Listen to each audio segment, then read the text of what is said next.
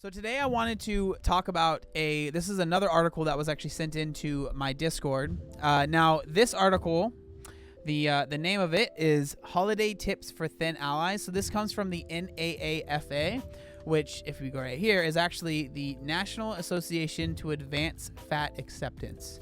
And so again, holiday tips for allies. So this was released on November 16th, 2020. And so it's by Dan Oliverio. However you say his name. So it starts off, where is our place at the table? The difficulty of being a good ally is that our voice is the most likely to be heard, but the least likely to represent the people we're fighting for. We may be at the center of other marginalized communities, but as a thin ally of fat people, we do not experience their specific stigma, trauma, and oppression, which ironically is why our voice never gets heard. Our voice gets heard more than the others. Shocker. Woo! I sneezed. Okay. The voices of marginalized people get marginalized the most when they talk about how they are marginalized. As allies, our job is to center and amplify the voices of those who tend not to be heard and create safety for those who may fear to speak. Fighting the good fight. As much as we'd like to give fat-phobic Aunt Matilda a piece of our mind, the holiday dinner table may not be the best place to release your Kraken. More importantly, when we allies take up the fight on behalf of the fat person who is sitting right next to us, it pushes us even further to the margins. They are left being fought about, not fought for. It makes them a bystander of their own experience, playing the sidekick while we pose as the hero. If you want to express outrage or upset, talk about your experience, not someone else's. So it's interesting. So it's basically like, if you want to be a good ally, don't. From what it's saying here is like, don't do anything. As allies, we want to make life better for the fat people in our lives, but during the holidays especially, we cannot assume that we know what making life better looks like to them in a particular situation. In the lives of marginalized people, there is a constant consideration of tactics to deal with ignorance, indignities, and hostilities, tactics that broadly fall into three categories: confront, mitigate, or avoid.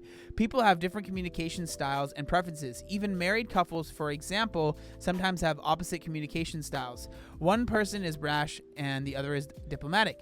One sees an argument as a healthy exchange of ideas. The other sees an argument as jeopardizing love and intimacy. For example, has your fat friend or loved one ever said something like this to you? I can't believe you just sat there and didn't stand up for me. Fat phobia hurts, but what hurts more is someone you love not coming to your aid when you're attacked. I can't believe you went after my mom like that. She's 80. She's always had a problem with my weight, and she always will. Sometimes we believe we're coming to the aid of a fat person, but end up making a bad situation work. Jeez, man, seems like it's like you can't do anything. I can speak for myself just fine. You don't have to jump in and rescue me anytime someone says the word diet. It's natural to want to defend someone you care about, but sometimes our defense becomes obtrusive, and another way we rob them of their own voice.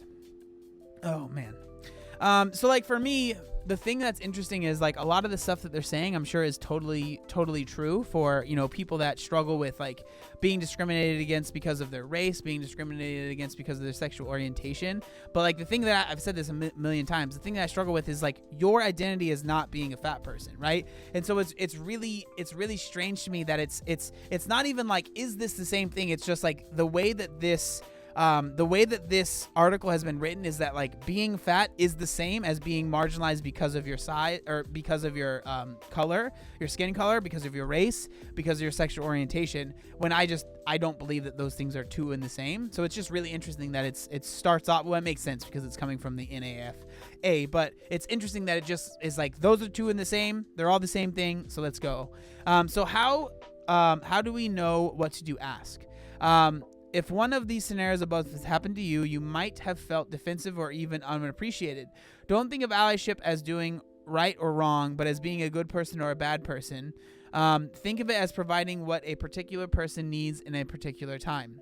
A good way into any conversation is with an apology. In this case, apologize for not understanding how the person felt, for not getting it, which is the truth.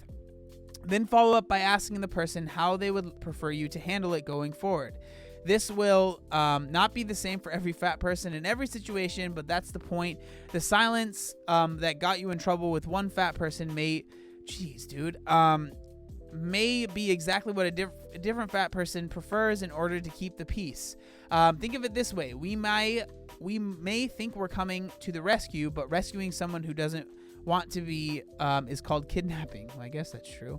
The other way to have this conversation is by asking the fat person about a specific upcoming social situation and what, if anything, is on their mind. Ally, how are you feeling about going to my parents for Thanksgiving? Fat person, well, I'm not looking forward to another big meal where your family all gathered around the turkey to talk about dieting. Yeah, I know what you mean. Is there anything I can do or not do? Maybe help change the subject? Dude, I'm just being honest. Like, if this was me and I was in this position and I was like talking to my girlfriend and like she brought up like, and I was like a bigger person, she brought up like, do you want me to worry about like if people talk about, I'd be like, dude, just don't, there's no reason to bring it up. It's fine. I'll be fine. Like, I don't know. It's just so strange to me that this is like, have a conversation before you even get to Thanksgiving about how to deal with if someone might say something that would be considered fat phobic. It just seems like so unnecessary. 4 ways to support your fat friend or loved one at a social gathering. Change the subject organically. If you've ever been derailed while telling a story, you may have noticed that an organic topic shift in a conversation generally happens in 3 stages. First, start with something already within the scope of the topic. Fat phobe. I caught a glimpse of your neighbor working in her garden yesterday. I can't believe how much weight she's put on since quarantine. Ally, have you been doing any gardening lately? Seems like a good quarantine activity.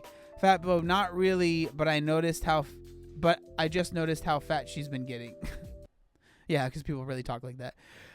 Second, involve at least one other person in the branch topic. Jeez, this is a lot of stuff. Ally, Greg and I were looking at her roses when we drove up. Weren't they gorgeous, Greg? This is like so passive aggressive. We were thinking of planting something, in fact, but we never had much luck with plants. They look beautiful, but I hear roses are a lot of trouble. Fat phobe, I suppose they are. But like anything else, they take dedication. Finally, ask an open-ended question about a new topic, leaving the old one to die. Ally, I would have thought gardening would be your go-to during this quarantine. What have you been doing with yourself? Well, all the supplies with gardening store are sold out. I can't get anything I need. I don't know how these poor mom and pop stores are staying in business. Yes, I know what you mean. I've been working from home, which has definitely been challenging. Remember last week I had to subject changed. Congratulations. 2, shift focus to the fat phobe. Fat phobe, do you really think you need a second helping of that? Ally, wow, Aunt Matilda, you are really on top of things. I bet you pay a lot of attention to how much you eat too. I bet you can tell me everything you've eaten today. Dude, this is so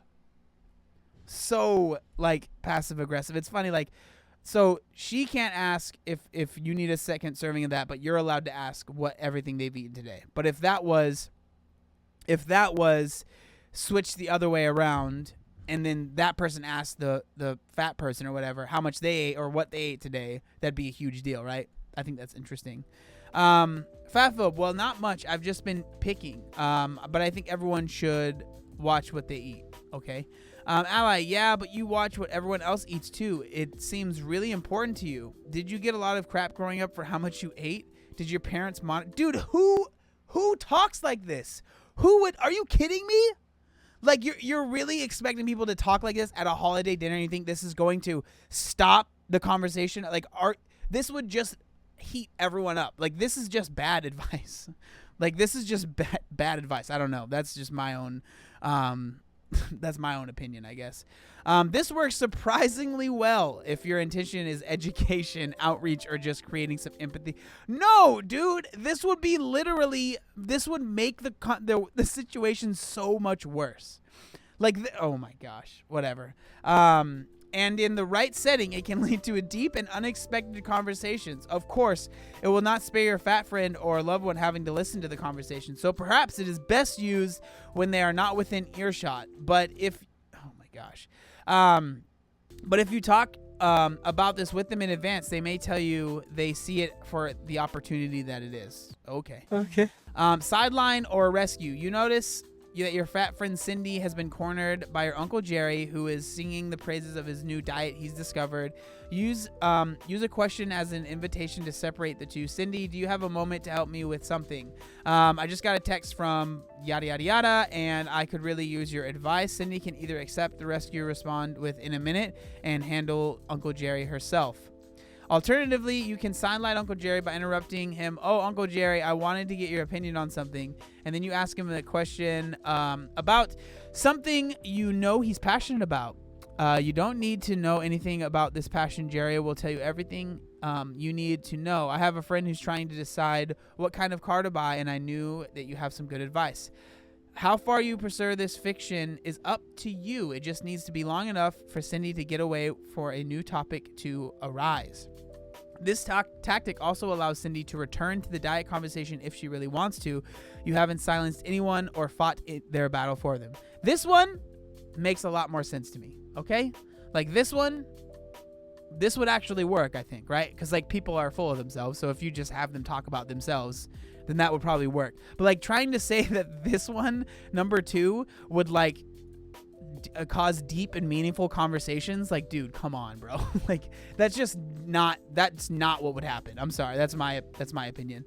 Number 4, be offended and say so. Another way to frame the how can I help conversation is ask how far you're authorized to go. Generally, there are 3 levels of engagement with oppression. Avoid it. You don't get into the situation in the first place. Mitigate it. You say something diplomatic or change the subject or confront it. You let the person know you're offended and ask them to stop. It's not about having just one approach, but rather knowing how much pushback your fat friend or loved one is comfortable with on their behalf, understand their concerns, and respect their wishes. So be the buffer. Imagine that during the social gathering, your mother-in-law pulls you into the kitchen to talk about how fat your wife has gotten. Jeez. And you spend 20 minutes parrying her barbs, concerns, and hand-wringing. Later in the car driving home of the festivities, you turn to your wife and say, oh my God, you'll never guess what your mom said about your weight this time. Yes, she can. Your wife probably can guess exactly. She's probably been having that conversation with her mother for decades. This is a conversation that you never need to report to your wife. In fact, your job is to spare her from it. Perhaps the conversation made you mad or sad. Good. Imagine how much madder or sadder it would make your wife if to hear you recount it. But what if your wife asks, you and my mom were in the kitchen quite a while. What were you talking about? While your wife has the right to know, she probably knows already. Try something like, oh, you know, your mother always so concerned about you. Fatphobic conversations are never new. Your wife will probably know from your statement exactly what you and your mother talked about. If your wife wants to hear more, she'll ask, are you really an ally? ? Many of us go absolutely crazy when someone we love is getting abused and immediately go on the attack. Others of us would be mortified to say anything that might make a tense situation even worse. If you live life with one of these extremes, you may feel that you have no choice how you react. That's just who I am. But here's the thing about allyship. It's not about you. It's about what makes you comfortable or justified. It's about what the fat person needs, even deserves from you. If you can't do that for them, then you are not really an ally, Savage. You're a well-meaning friend. Friends are great, but friendship is not the same as allyship. We can strive to provide both. And so Dan O is an author, public speaker, and educator addressing issues in dating, sex, and relationships between fat people and those who seek them as romantic partners. His award-winning book, The Round World, Life at the Intersection of Love, Sex, and Fat, is based on his decades of coaching clients in their relationship and leading seminars in the U.S. and abroad. He can also be heard every week as a Big Fat Guy podcast. Opinion disclaimer: any views and opinions stated in the NAAFA community voices blog or personal belong solely to the blog author. They do not represent the views of Wow. That was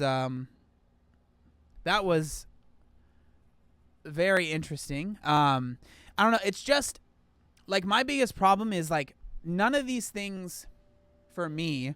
Like I'm not saying like any of these things are bad or whatever, but again, it's just so strange that the way that we are like centering the conversation, I guess, is like we are saying that being overweight is the same.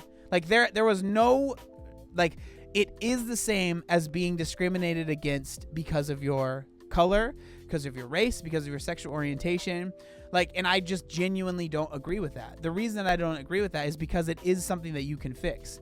And I think when we start making it out to be this thing that is impossible to fix, that's when it gets really dangerous, because it makes people really believe that there is nothing they can do about their size, when I just genuinely don't believe that. I think that there is something you can do about your size if that's something that you want to do. Am I saying, like when I'm talking about this, am I saying that if someone is being like really mean about your size and is being like super, you know, if you want to call it fat phobic, is just being a jerk? Like, no, that's not cool. Don't be a freaking jerk, right? Like, that's not, you don't need, like, I'm telling you right now, like, I want to make it very clear.